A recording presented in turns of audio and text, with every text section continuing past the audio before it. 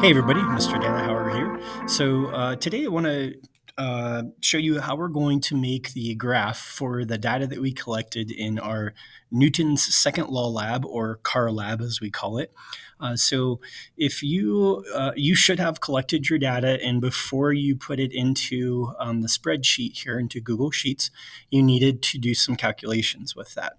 The data that I'm showing you is made up data. So your data is probably going to look, and it should actually look different than mine, but we'll see some similar trends as we're looking through it. By now you should have at least 5 car masses as you added washers. So remember, we were trying to decide how does mass affect the acceleration of a car if we keep the force constant. Okay, so we never changed the force.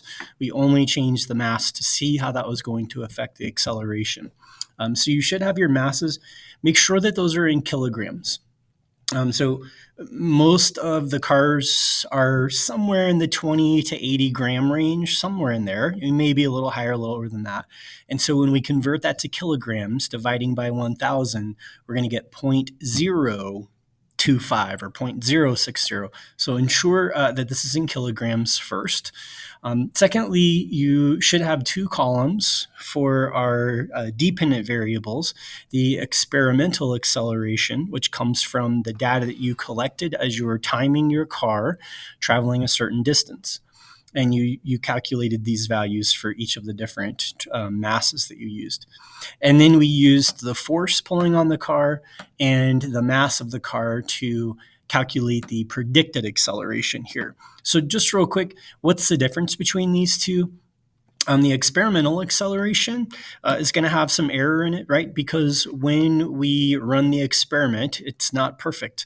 We might not have timed things perfectly. There's a lot of reasons why that data is experimental. The predicted acceleration is all based on known numbers. So the mass of the car, the force pulling on the car. And so those numbers are what we would expect to see under perfect conditions, and experimental is what we actually got, right? It's important to understand that. So, okay, let's make the graph. Really easy. We're in Google Sheets. You're going to make sure that you have titles in your header row up here. If you have any letters with your numbers in here, it is not going to make a chart for you. It's going to mess it up. So if you put units with your numbers, which you shouldn't do because we've talked about this, you only have your units in the header up here. Anytime you're charting data or putting data in a table, the units go up in the header, and then you leave only numbers, put only numbers in the data entry places. Okay, so check that. Now we're going to select everything. And if you haven't used a spreadsheet program, we're going to click in the center of a cell, not off to the side. The center of the cell, I'm holding down my mouse and dragging until I have selected all of the data that I want to make a graph with. I let go. If you highlight extra blank cells, again, it's going to mess you up. So make sure that you only select the cells that are on your table that you've created here. All right, easy next step. We're going to come up to Insert. In spreadsheets, they don't call them graphs, they call them charts. So we're going to click Chart. It's going to think it knows what kind of chart is best for you. This is not the best chart, so we're going to come here to Chart Type. All right, this is the chart editor. And real quick, if this goes away on you, could you click over here to get back to the chart editor? Click on the chart once, go to the snowman menu in the upper right corner, and click Edit Chart. Okay, that'll bring up your menu. Here we have Setup tab and a Customize tab. So the first thing we want to do is make sure we have the right chart type, and we want to change this to a scatter plot because we're looking for a relationship. What's the relationship between mass and acceleration? All right, now you should see something like this. Your colors might be different. Your numbers are probably going to be different. But before you go any further, a couple of things to check. Number one, does your x-axis have mass? All right, that's important. It shouldn't have any other series except for mass on the x-axis. And then on our y-axis are 2 series for acceleration. If you don't have these two series for acceleration, you need to add them by coming down here and adding them this way. Or let's say it actually added mass as one of the series over here. We don't want that. We only want the two different types of acceleration. And so we would need to come here if you have mass on the series menu here, and we want to remove this one. So you can add or remove until you just have predicted acceleration and experimental acceleration. Okay. The next thing to do is just check and make sure your numbers match up here. It's really easy when you're doing data entry and you're entering all these numbers to misplace a number or forget to do a zero in there. So zeros at the end of numbers, like decimals, don't matter, but zeros before, they do. What I mean by that is, in this number right here, 0.0305, if I had zeros after the 5, that doesn't matter. Okay, it's not going to change the value. But here, the 0.0, that makes a big difference. So if you accidentally put in 0.305, 0, that's going to really throw your whole graph off. So you're going to make sure. One way to check that is just to see what's my high value for mass here, and it looks like kind of 0.034 looks like my high value. And so if I come down here and I see 0.034, all right, good. I don't have anything above that, right? What's my low value for mass in the 0.028 range here.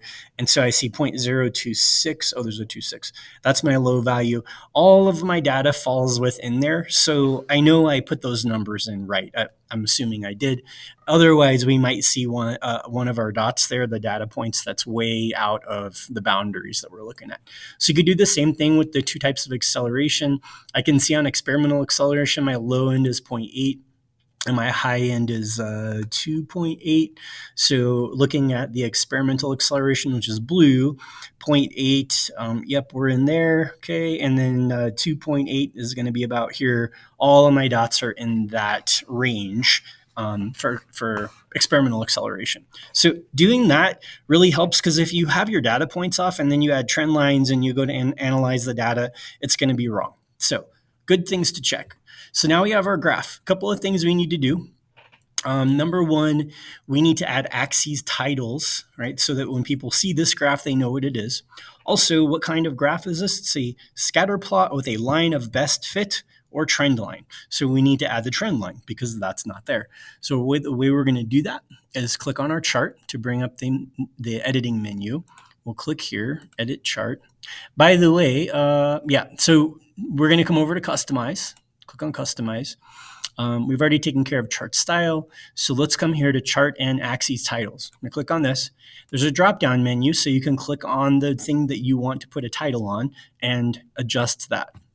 So first of all, chart title should be blank. We don't want a title on this chart because we're going to add a caption. All right. Scientists don't put titles on charts. They use captions. And I know that your science teachers in the past probably said, you have to have a title on your chart.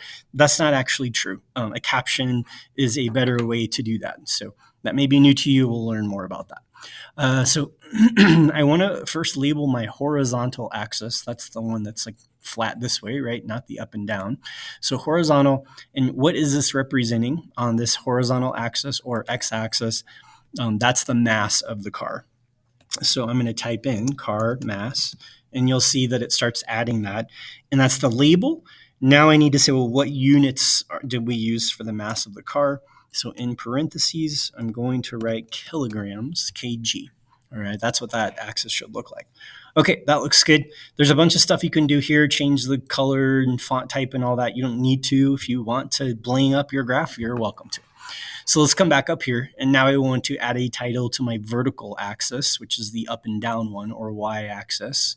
Remember, that's also where our dependent variable goes. Independent variable goes on the x or horizontal axis. So what does this axis represent? This is the acceleration.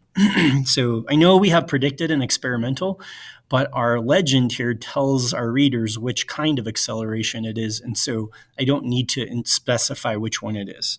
We'll just do acceleration.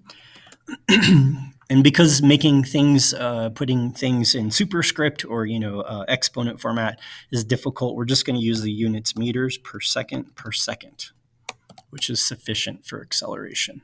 Okay, and you can see now I have my axes properly labeled. So we'll come down here, and I want to quick check it on series. I think that's where, oh no, legend. Let's jump down here to legend really quick. Make sure you have a legend. Right now this is positioned at auto. We can change that. You can put it on the right or the left, but based on how this graph is laid out, the bottom or the top is going to be our best bet. Okay, I'm going to put mine on the bottom here. But make sure you have a legend. We need that because we have two different sets of data on the same graph. Also, if you want, you can change the colors of these dots, right? Or you can change, oh, nope, that's not in this spot, sorry. In series, let's go to series. So by the way, these just kind of expand as you click on them, right? So series, it expands, all the other ones are still down here.